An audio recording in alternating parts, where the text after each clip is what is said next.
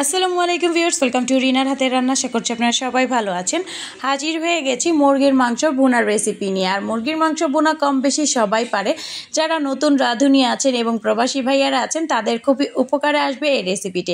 একই রকম মুরগির মাংস বোনা খেতে ভালো লাগে না, একটু ভিন্নভাবে রান্না করলে বাসার সবাই খেতে ভীষণ পছন্দ করবে। প্রত্যেকটা টিপস ফলো করলে আপনাদেরটা হবে সেরা স্বাদের মুরগির মাংস বোনা। আশা করছি আমার রেসিপিটা ভালো লাগবে। তো চলুন কথা না বাড়িয়ে রেসিপির মূল পর্বে চলে যাই। মুরগির মাংস ভুনা করার জন্য এখানে আমি নিয়েছি মুরগির মাংস। আমি এখানে সোনালী মুরগিটা নিয়েছি, আপনারা চাইলে দেশি মুরগিটাও নিতে পারেন। তো এটাকে ধুয়ে ভালোভাবে পরিষ্কার করে নিয়েছি। এখন এখানে দিয়ে দিচ্ছি 1 টেবিল চামচ মরিচের গুঁড়া। আপনারা চাইলে ঝালটা আপনাদের টেস্ট অনুযায়ী বাড়িয়ে কমিয়ে দিতে পারেন। 1/2 টেবিল চামচ হলুদের গুঁড়া দিয়ে দিচ্ছি, 1/2 টেবিল চামচ জিরার গুঁড়া, তারপরে দিচ্ছি ধনিয়ার গুঁড়া 1 টেবিল চামচ, দিচ্ছি 1 টেবিল চামচ আদা বাটা, 1 টেবিল চামচ রসুন বাটা, তারপরে দিয়ে দিচ্ছি সরিষার তেল। আমি এখানে 1 টেবিল চামচ সরিষার তেল দিয়েছি, দিয়ে দিলাম স্বাদ মতো লবণ। এখন সব কিছুকে ভালোভাবে মেখে নিব যাতে প্রত্যেকটা মাংসের পিসে মশলা ভালোভাবে ঢুকে। তো ভালোভাবে মেখে এটাকে আমি রান্না করে নিব। আপনারা চাইলে এটাকে রেস্টেও রেখে দিতে পারেন 30 মিনিটের জন্য। চুলায় একটি ফ্রাই প্যান বসিয়ে আমি এখানে দিয়ে দিচ্ছি 1/3 কাপ সয়াবিন তেল। তো তেলটা গরম হয়ে আসছে, দিয়ে দিচ্ছি 2টার মতো তেজপাতা, লবঙ্গ দিয়েছি 6টির মতো, গোলমরিচ দিয়েছি 10টির মতো, আর দারুচিনি দিয়েছি ছোট 3 টুকরো, আর এলাচি দিয়েছি 6 থেকে 7টির মতো। এখন এটাকে একটু তেলে ভেজে নিব সুন্দর একটি অ্যারোমা ছড়ানো পর্যন্ত। তো এটা ভাজার পরে এখন এখানে দিয়েছি প্রায় 1/4 কাপের মতো পেঁয়াজ কুচি। এখন পেঁয়াজটাকে আমি একটু সফট করে ভেজে নেব। পেঁয়াজটা ব্রাউন কালার করে ভাজার দরকার নেই, হালকা একটু ভেজে নিলেই হবে। তো পেঁয়াজটা আমার কিন্তু সফট করে ভেজে না হয়ে গেছে। এখন এই পর্যায়ে আগে থেকে সেই ম্যারিনেট করা মাংসটা আমি দিয়ে দিব। তো মাংসটা দেওয়ার পরে এখন এটাকে অনবরত নেড়ে চেড়ে প্রায় 6 থেকে 7 মিনিটের মতো সময় নিয়ে কষিয়ে নিব। এখানে আমি কোনো প্রকার পানি দিব না, আর চুলার আঁচটা থাকবে মিডিয়াম টু হাইতে।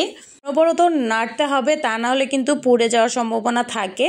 তো 7 মিনিটের মতো মাংসটাকে আমি কষিয়ে নিয়েছি, আর দেখুন তেল ভেসে উঠেছে, মাংসটা কিন্তু ভালোভাবে কষানো হয়ে গেছে। এখন যে বলে আমি মাংসটা ম্যারিনেট করেছিলাম, বলটা ধুয়ে আমি এখানে পানি দিয়ে দিচ্ছি, এতে করে মশলার অপচয় হলো না। আর এখানে আমি পানির পরিমাণটা বলছি না, মাংসটা পুরোপুরি সিদ্ধ হওয়ার জন্য যতটা পানির প্রয়োজন ততটা পানি দিবেন, একটু বুঝেই দিবেন।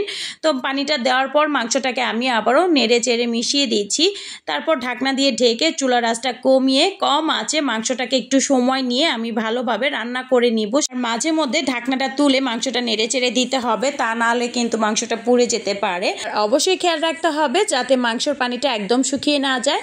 তো আমি কম আঁচে এটাকে প্রায় 30 থেকে 35 মিনিটের মতো সময় নিয়ে রান্না করেছি।